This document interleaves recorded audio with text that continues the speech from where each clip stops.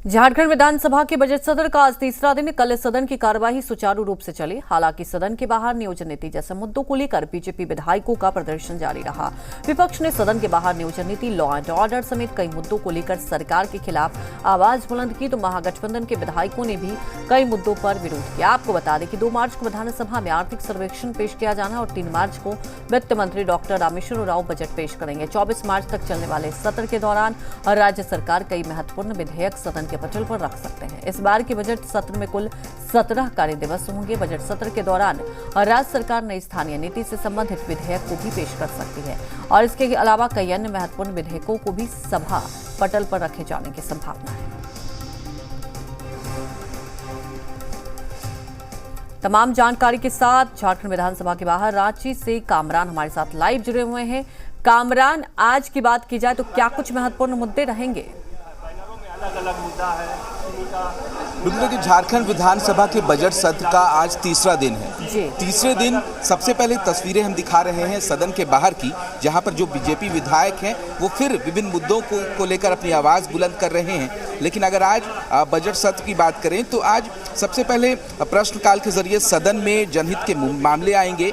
कई महत्वपूर्ण सवाल होंगे जो सदन में पेश किए जाएंगे। वहीं वित्त मंत्री रामेश्वर उरांव सदन में वित्तीय वर्ष का तीसरा अनुपूरक बजट पेश करेंगे, यानी चालू वित्तीय वर्ष का तीसरा अनुपूरक बजट पेश करेंगे और फिर दूसरी पाली में राज्यपाल के अभिभाषण पर वाद विवाद होगा। लेकिन उससे पहले बीजेपी के जो यहाँ पर नेता हैं वो सीधे तौर पर प्रदर्शन करते नजर आ रहे हैं। अनंत जी, आज क्या कुछ मामला और सदन पे क्या कुछ है? नहीं, देखिए, जिस प्रकार से लगातार प्रदेश के नौजवानों के बीच में सरकार धोखा देने का काम कर रही है, नियोजन नीति के नाम पर लगातार भ्रम पैदा करने का काम कर रही है, इसको लेकर के हम लोग सदन के बाहर आज किए हैं कि विधि सम्मत तरीके से सरकार नियोजन नीति लाए और यहाँ के नौजवानों को रोजगार का मार्ग प्रशस्त करे।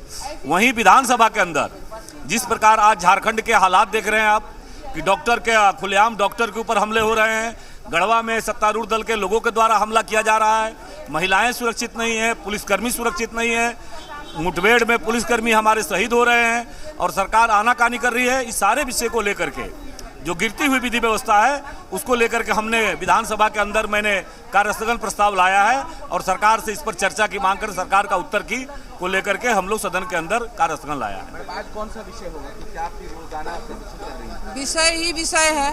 सरकार इस राज्य में ये जन विरोधी सरकार है। चाहे महिलाओं का युवा बोलिए, महिला बोलिए, छात्र बोलिए या विकास विरोधी सरकार है। हमने लगातार अपने विधानसभा में जो जामतड़ा को मतलब धनबाद और जामतड़ा को जोड़ने का जो पुल के विषय में, बरबंदिया पुल के विषय में लगातार हम धरना दे रहे हैं। बरबंदिया पुल जो पिछले साल नाव हादसा में 14 आदमी वहां जलमग्न हो गए और फिर नाव का आना जाना शुरू हो गया है। सारे विषय, तमाम विषयों को सर सदन पे रखेंगे आप? हाँ, बहुत सारा बात। बीजेपी जो है वो पूरी तरीके से अपनी रणनीति तैयार कर चुकी है कि आखिर किन किन विषयों पर सदन में रखा जाएगा। सर, आज कौन सा क्या कुछ आज विरोध प्रदर्शन हो रहा है, क्या कहें? एक फोटो ले लेते हैं। एक लाइव चल रही है, बताइए आज विषय कौन सा रहेगा और आज जो आपके यहाँ नियोजन नीति विषय है। आखिर 2016 के रास्ते पर वापस हेमंत सोरेन लौट रहे हैं, लेकिन युवाओं की राय ली गई है। अरे 3 साल पहले राय क्यों नहीं लिया? अगर 3 साल पहले भी राय लेते ना तो यही राय देते झारखंड के नौजवान, क्योंकि भारतीय जनता पार्टी की नीतियां सही थी, रघुवर सरकार की नीतियां सही थी। हमने तो शुरू से कहा कि आप नियोजन का द्वार खोलिए, आप बाद में आप 32 करते रहिएगा, कोई परेशानी 32 से हम लोग को नहीं है।